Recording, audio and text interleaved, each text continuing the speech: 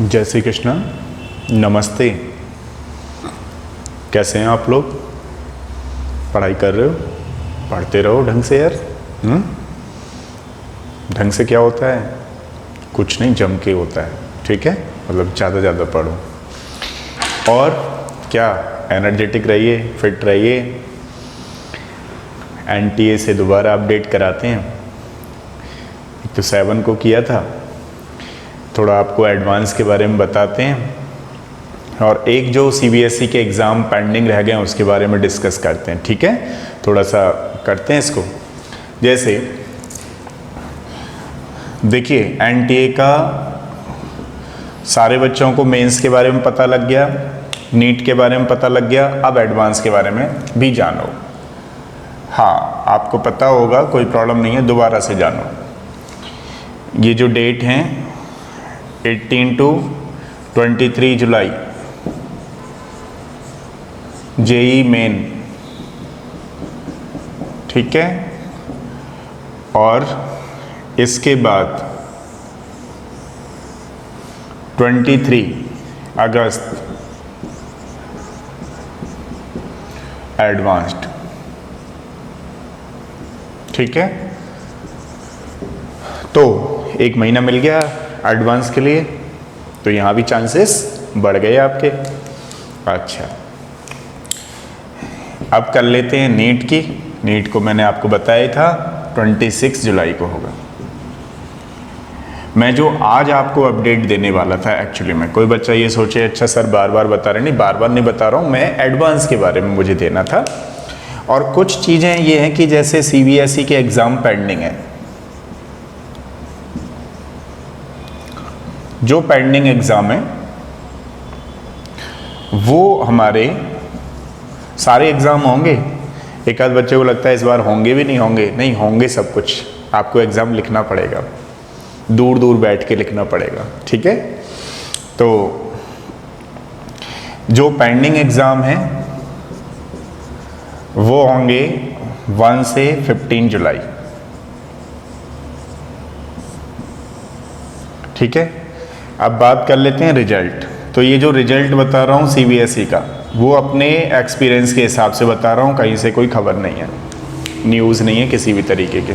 तो देखिए, रिजल्ट जो आने, ये पक्का मान लो आप इस 23 अगस्त से अगस्त तक या अगस्त से पहले आ जाएंगे बोर्ड के एग्ज़ाम के रिजल्ट, ठीक है। क्योंकि फिर उसमें वहाँ पे रिजल्ट आ जाएगा, फिर प्रोसेस हो जाएगी आपकी काउंसलिंग वगैरह की, सारे एग्ज़ाम हो चुके होंगे, ठीक है।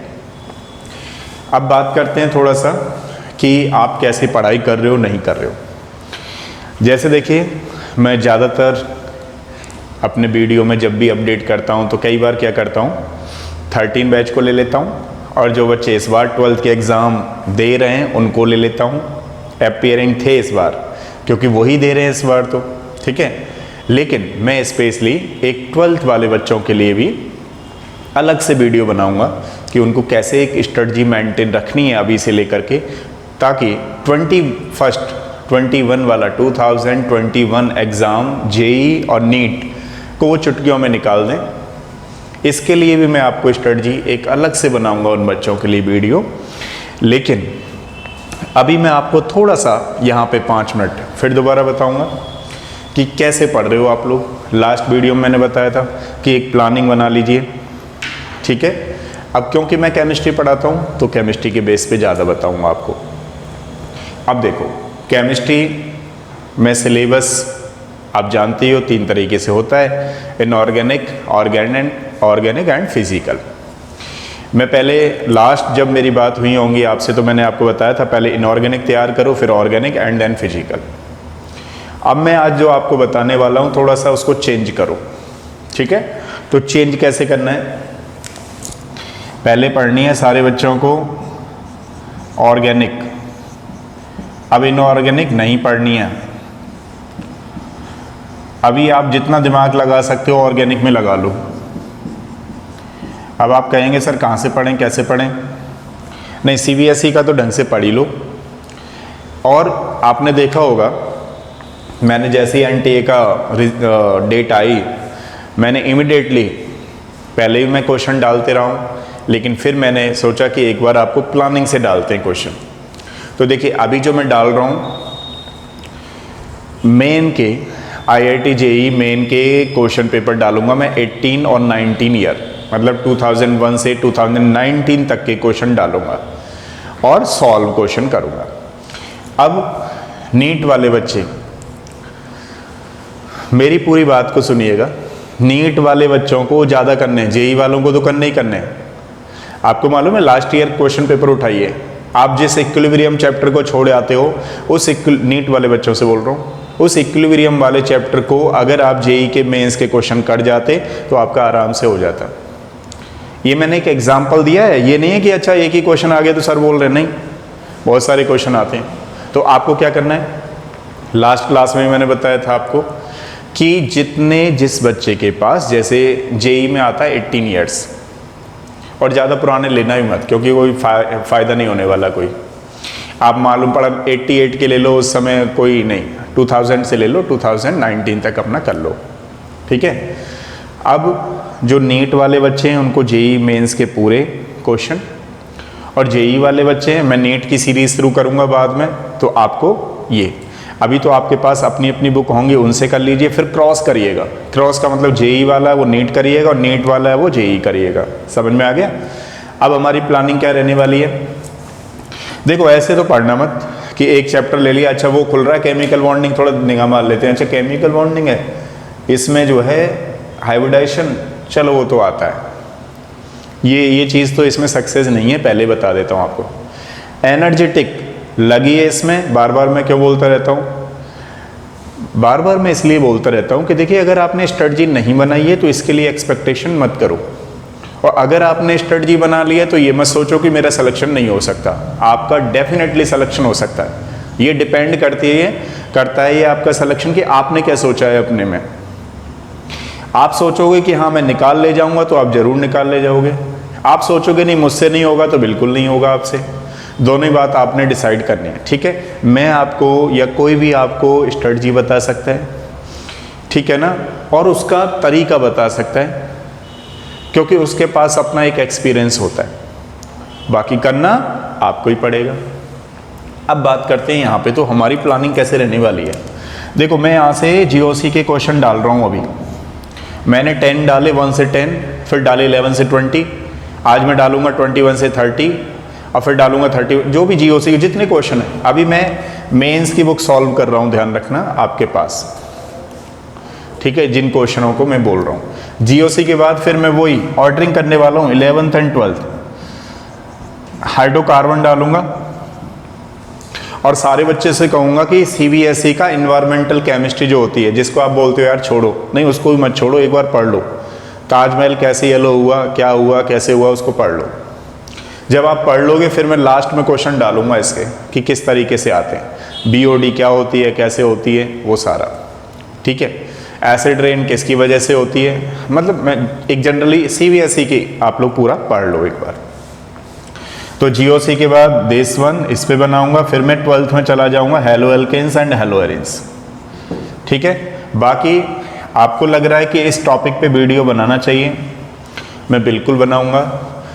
और आप देन आफ्टर ऑर्गेनिक के बाद फिर आपकी हमारी क्या स्ट्रेटजी रहेगी, हम करेंगे फिजिकल के बाद हमें क्या आना है, इनऑर्गेनिक। पहले मैंने आपको क्या बताया था, इनऑर्गेनिक, ऑर्गेनिक, फिजिकल। अब कैसे करने वाले हैं, ऑर्गेनिक, फिजिकल एंड इनऑर्गेनिक। सबसे पहले इसको ढंग से करो। और एक और चीज़, जो बच्चे इस बार एडवांस करेंगे या एडवांस का सोचते हैं कि हाँ हमारा मेन हो जाएगा तो हम एडवांस देंगे, तो मैं एक एडवांस की भी सीरीज चलाने वाला हूँ जिसमें कहीं से भी क्वेश्चन आ जाए, एडवांस के बियॉन्ड भी आ गया तो भी आप कर सकते हो, उसकी चिंता ना करें। और जो बच्चे नीट वाले हैं मैं तो उनसे कहता हूँ कि अगर मैं एडवांस के लिए दे रहा हूँ तो आप भी देखिए फ़र्क क्या है, ठीक है। आप भी और अपने कॉन्सेप्टों को मजबूत करते रहिए, ठीक है। तो एक प्लानिंग बना लो, सुबह से ही डायरी ले लो, नहीं तो कॉपी रजिस्टर्ड ले लो, एक रजिस्टर्ड एक पेन में शुरू से लिख दो कि आज मुझे केमिस्ट्री में ये चैप्टर पढ़ना है। जरूर नहीं कि ये GOC आप एक दिन में ही ख़त्म कर दो, नहीं मैं तो ख़त्म कर दिया, ख़त्म मत करो, ख़त्म करने में कोई फ़ायदा नहीं है, क्योंकि जीओसी एक दिन का टॉपिक नहीं है। जीओसी में खुद अपने 4 पार्ट बड़े हैं। आईयूपीएसी, अच्छा आप लोग जीओसी को आईयूपीएसी मानते हो तो ये थोड़ा सा अभी भूल है, वो एक ही पार्ट है जीओसी का। फिर क्या है, आईयूपीएसी के बाद आइसोमेरिज्म, पूरा बहुत बड़ा पार्ट है। आइसोमेरिज्म के बाद क्वालिटेटिव क्वांटिटेटिव एनालिसिस, वो अपने आप में एक अलग पार्ट है, समझ रहे हो।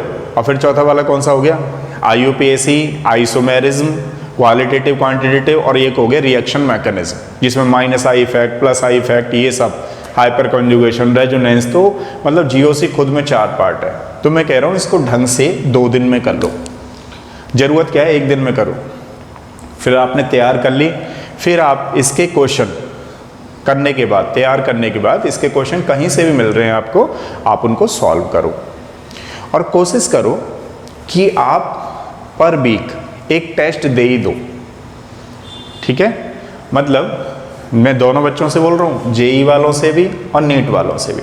अच्छा मैंने नीट का नहीं लिखा यहाँ पे, 26 जुलाई को ये नीट का ही होगा, ठीक है। तो दोनों बच्चों से बोल रहा हूँ कि आपकी स्ट्रेटजी कुछ ऐसी होनी चाहिए कि आप पूरे वीक तो अपने सिलेबस को प्रिपेयर करो कि मुझे इस वीक में, वीक की तैयारी बना लो, अब पर डे की तो बनाओ, डे के हिसाब से फिर वीक की बना लो कि मुझे मंडे टू सैटरडे ये करना है और संडे को फिर 2 टेस्ट, 2-3 महीने करना है बस। नींद पूरी नहीं ले पा रहे हो, कोई फ़र्क नहीं पड़ता इन 3 महीनों में, ठीक है। एक बार ढंग से कर लोगे, इसी बार सिलेक्शन हो गया तो फिर पूरी नींद लेना, ठीक है। जितनी हो सके उतनी पूरी अपनी नींद को कंप्लीट कर लेना, लेकिन अभी जितना हो सके उतना टाइम दो पढ़ने में, है ना। क्योंकि अभी टाइम नहीं है कि आप लोग नींद ले रहे हो या ये सब, मेरी नींद पूरी नहीं हुई है, जग रहा हूँ मैं, जगना पड़ेगा भैया, आपको जगना तो पड़ेगा। अब देखो मैं बात बता रहा था आपको कि हम पहले ये सारे क्वेश्चन कर लेंगे, फिर ये कर लेंगे, फिर इस पे आ जाएंगे। देन आफ्टर जब जेई की बुक खत्म हो जाएगी फिर मैं नीट के क्वेश्चन कराऊंगा। अब मैंने अभी एक बात बताई आपको कि हर बच्चा हर संडे टेस्ट देगा, अपना पूरा एनालिसिस करेगा कि मैं कर पाया हूँ या नहीं कर पाया हूँ। तो देखो अभी क्या करेंगे हम लोग सारे बच्चों के लिए, जैसे मैं कहता हूँ कि अपने बच्चे, मैं अपने बच्चों के लिए बना रहा हूँ। देखिए इसमें ऐसा नहीं है, कुछ बच्चे सोचते होंगे कि अच्छा यहाँ जो YBS में पढ़ रहे हैं सर उन्हीं के बारे में बोल रहे हैं। नहीं, मैं ऐसा नहीं बोल रहा हूँ। अपने बच्चे का मतलब क्या है, जो इंडिया में और इंडिया के बाहर भी, एग्ज़ाम तो जेई के बाहर से भी NRI भी देते हैं, जो भी इंडिया के लिए यानी कि इस एग्ज़ाम में अपीयर हो रहा है उस सब के लिए बोलता हूँ मैं। क्योंकि अगर मैं आर्ट्स वाले बच्चे के लिए बोलूँगा तो वो तो ना तो वो मुझे समझ पाएगा ना मैं उसे समझ पा रहा हूँ, समझ रहे हो ना। अपने बच्चे का मतलब ये नहीं कि वो यहाँ पढ़ रहे हैं उन्हीं के लिए, ये सबके लिए, सबके लिए ये स्ट्रेटजी बता रहा हूँ कि आपको ये मेंटेन रखना है, ठीक है। और दूसरी चीज़, जब आप लोग ये कर लें, अच्छा मैं वीक की बता रहा था ना, वीक में कैसे टेस्ट दें। अभी एक आध बच्चे का क्वेश्चन आने लगेगा सर हम कैसे टेस्ट दें, अपने आप को एनालिसिस कैसे करें। कोई दिक्कत नहीं है, हम लोगों ने टेस्ट बिल्कुल फ्री कर दिया है। आप YBS की वेबसाइट पे जाएंगे, गूगल पे टाइप करिए www.ybsindia.com, ठीक है। आप इसमें जाएंगे, लेफ्ट हैंड साइड पे रजिस्टर्ड नाउ करके आएगा ऑप्शन। रजिस्टर्ड नाउ में गए, पहले आप अपने आप को रजिस्टर करिए, रजिस्टर्ड के बाद फिर लॉगिन का ऑप्शन आएगा, लॉगिन करिए। तो वहाँ देखिए टेस्ट सीरीज़ का हमने फ्री ऑप्शन दे रखा है, तो अपने आप को आज ही आप रजिस्टर्ड कर लें ताकि कल जो होगा एग्ज़ाम नीट का है, फुल लेंथ टेस्ट है, ध्यान रखना। कल आप अपने आप को एक बार एनालिसिस ये करो कि आप अभी कितने मार्क्स ला पा रहे हो। देन आफ्टर अगर बीच में हुआ तो मैं ऐसे इस तरीके का पोर्शन का भी चलवाऊंगा बीच में टेस्ट, कि पूरा ऑर्गेनिक का ले लिया, फिर फिजिकल का ले लिया, फिर इनऑर्गेनिक का ले लिया।